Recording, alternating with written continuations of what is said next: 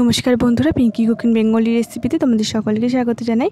আজকে আমি মাছের মাথা দিয়ে চাল কুমড়োর ঘন্ট রান্না করব। বন্ধুরা, রেসিপিটি প্রথম থেকে শেষ অবধি দেখার অনুরোধ রইল। সবার প্রথমে কড়া গরম করে কড়াতে আমি সাদা তেল দিয়ে দিচ্ছি। তেলটা গরম করে নেব। অল্প একটু নুন দিয়ে ভালো করে নেড়ে চেড়ে নেব কড়ার মধ্যে, যাতে মাছের মাথাটা ভাজার সময় কড়াতে লেগে না যায়।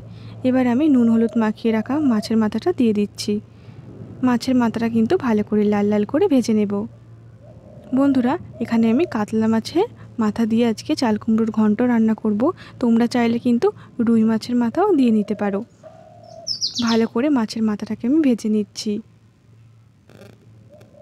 খুন্তি দিয়ে মাছের মাথাটা আমি ভেঙে দেব, যাতে মাছের মাথাটা ভালো করে ভাজা হয়। ভালো করে কিন্তু বন্ধুরা আমি ভেঙে মাছের মাথাটা লাল লাল করে ভেজে নিয়েছি। এবার আমি মাছের মাথাটা তুলে নেব। মাছের মাথা ভাজা হয়ে গেছে, তুলে নিয়েছি। এই তেলের মধ্যে আমি সামান্য অল্প জিরে আর একটা তেজপাতা ফোড়ন দিয়ে দিচ্ছি। ফোড়নটা তেলের মধ্যে হালকা করে নেড়ে এবার আমি চাল কুমড়োটা দিয়ে দিচ্ছি। বন্ধুরা, চাল কুমড়োটা কিন্তু এইভাবেই সরু সরু করে কেটে নিতে হবে।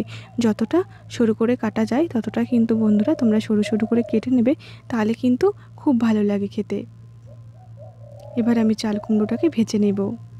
বন্ধুরা, চাল কুমড়োটা ভাজতে ভাজতে কিন্তু চাল কুমড়ো দিয়ে জল বেরিয়ে যাবে। দেখো বন্ধুরা, চাল কুমড়ো দিয়ে কিন্তু অনেকটাই জল বেরিয়ে গেছে। এই জলটা যতক্ষণ না শুকাচ্ছে ততক্ষণ কিন্তু চাল কুমড়োটা ভেজে নেব। জল থাকতে থাকতে যদি মশলা দিয়ে কষিয়ে দিই তাহলে কি না ভালো করে কিন্তু চাল কুমড়োটা ভেজে নিতে হবে। চাল কুমড়োটাকে আমি ভালো করে ভেজে নিয়েছি। দেখো বন্ধুরা, চাল কুমড়োর থেকে যে জলটা বেরিয়েছিল সেই জলটা কিন্তু আর নেই। জলটা কিন্তু পুরো শুকিয়ে গেছে, আর চাল কুমড়োটাও কিন্তু ভাজতে ভাজতে অনেকটাই সেদ্ধ হয়ে গেছে।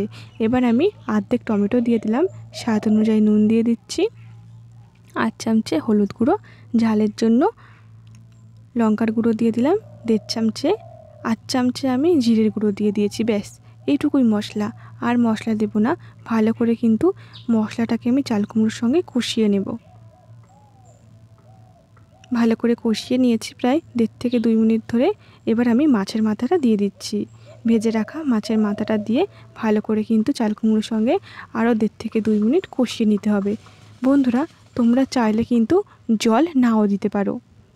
এখানে কিন্তু অনেকটাই চাল কুমড়োটা সেদ্ধ হয়ে গেছে, আর নাড়তে নাড়তে কিন্তু পুরোটাই সেদ্ধ হয়ে যাবে। আমি মাছের মাথাটা দিয়ে কষিয়ে নিয়েছি। এবার সামান্য অল্প একটু জল দিয়ে দেব, যাতে চাল কুমড়োটা আর একটু ভালোভাবে সেদ্ধ হয়ে যায়। জল দিয়ে নেড়ে এবার আমি ঢাকনা চাপা দিয়ে দিচ্ছি। কিছুক্ষণ পর আমি ঢাকনাটা খুলে নিয়েছি। সামান্য অল্প একটু চিনি দিয়ে দিচ্ছি। চিনিটা দিলে কিন্তু বন্ধুরা স্বাদটা খুব সুন্দর আসবে। তোমরা চাইলে চিনিটা নাও দিতে পারো। সামান্য অল্প চিনি দিয়ে ভালো করে মিশিয়ে নিয়েছি। দেখো বন্ধুরা, চাল কুমড়োটা কিন্তু একদম শুকিয়ে গেছে, আর খুব সুন্দরভাবে যে গলে গেছে সেটা কিন্তু দেখেই বোঝা যাচ্ছে। এবার আমি নামিয়ে নেব। আমার কিন্তু মাছের মাথা দিয়ে চাল কুমড়োর ঘন্ট রেডি। রেসিপিটি কেমন লাগলো অবশ্যই কমেন্টে জানিও।